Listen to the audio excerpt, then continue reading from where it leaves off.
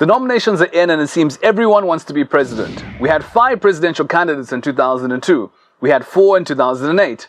We had 5 again in 2013. In 2018 we have 23, 5 times more. In 2013 the presidential ballot looked like this. Now it would look like this. This is the ballot paper from Liberia. Maybe Mugabe did such a bad job that everyone now thinks they can do better. That's what happens when the bar is really low. So what would the ballot paper look like? According to the law, the candidates are arranged in alphabetical order. This means this guy, Joseph Busha, will be the top of the ballot. Who is he? He's a businessman who spends most of his time in South Africa. We didn't know much about his political career until earlier this year when we saw these women kneeling before him at a rally in Harare. Next on the list will be Nelson Chamisa. President Mnangagwa will be number 15. We have the likes of Brian Muteki. He's a sculptor and a musician. He stays mostly in Los Angeles. He's the guy who produced and did backing vocals for Elliot Manyika on that Nora song. Fun fact, this isn't the first time Muteki has tried to run for office. Back in 2003, he ran in the ZANU-PF primary in Hatfield. He lost to Joseph Chinotimba. There are a lot of pastors on this list too. You know how it is. The pastor feels all powerful and his followers gas him up and convince him that he too can lead the nation. The truth is, only 2 people on this list have a real chance to win. The rest were just there to help Zek raise some money. Zek got $23,000 in just one day. Priscilla Chigomba won't be complaining at all. If you went to townhouse on nomination day, you would think that Harare City Council had advertised for jobs. There are 46 council seats on offer in Harare, but close to 400 people registered to vote. And that's just a problem. Politics has become a job. It's not about service, it's about allowances, stands, a big 4x4, foreign travel and all of that. But for us as the voters, having so many candidates is a problem. We've spoken about this before on this show. First, we're going to have a really long ballot paper. That just makes it harder for voters to pick their candidate. It delays the process, and it costs Zek money. And remember, each of these 23 guys will now have to get equal coverage on ZBC. Except maybe for Brian Muteki, who told journalists that he won't be campaigning. He says he'll be chilling at home waiting for the election. Confident guy. So should we change the law?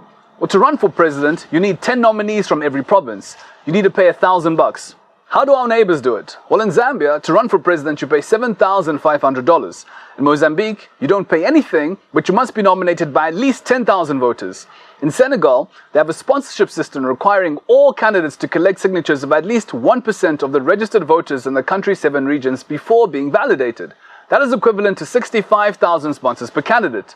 So yes, anyone should be able to dream to lead the country. That's democracy, right? But while you have the right to dream about being president, we the voters have rights too.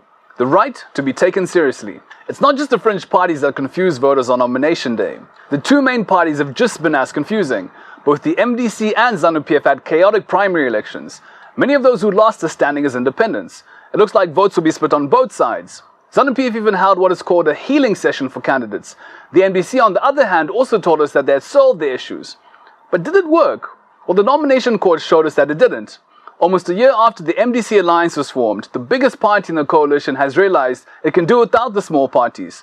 On the eve of nomination court, it took away some of the seats set aside for smaller partners. The MDC led by Welshman Ngube brought a list of candidates, but the MDC led by Chamisa nominated candidates in those same constituencies.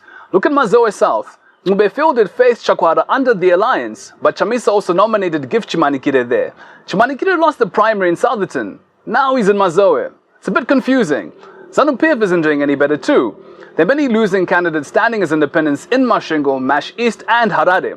At his rally in Mashingo, the president sounded frustrated. He had to issue threats and warnings to those running as independents.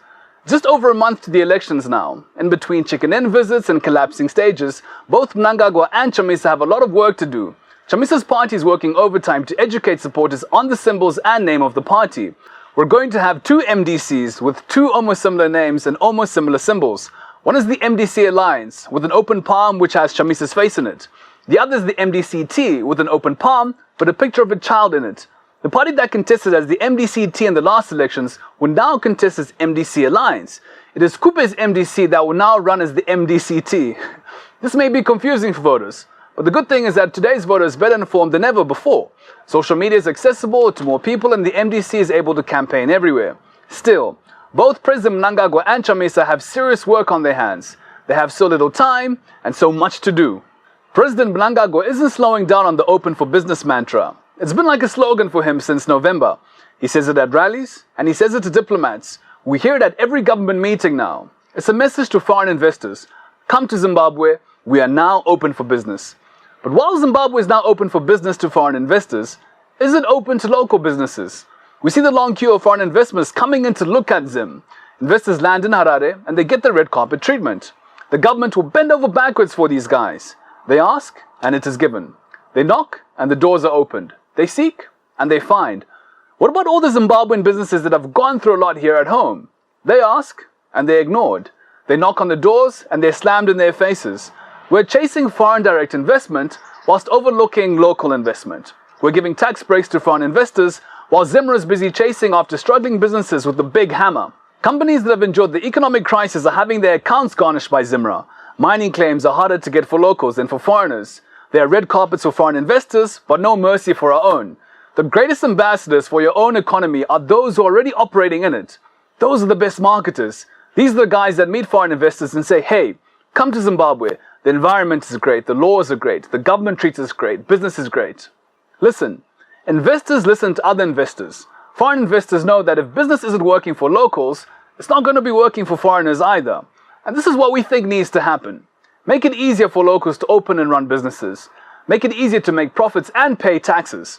Cut back on all those licenses and permits. Give locals tax breaks too. Basically, help locals thrive. Once foreign investors see us thriving, they too want a piece of what we have. So yes, let us be open for business to foreign investors, but let's be open for business to our own people first. When things go wrong, foreign investors will pack up their suitcases, check out of their hotels and catch the first flight back home. But for a Zimbabwean business person, when things go bad, they stay, they adjust. Because to locals, Zimbabwe is not just an investment destination, it is home.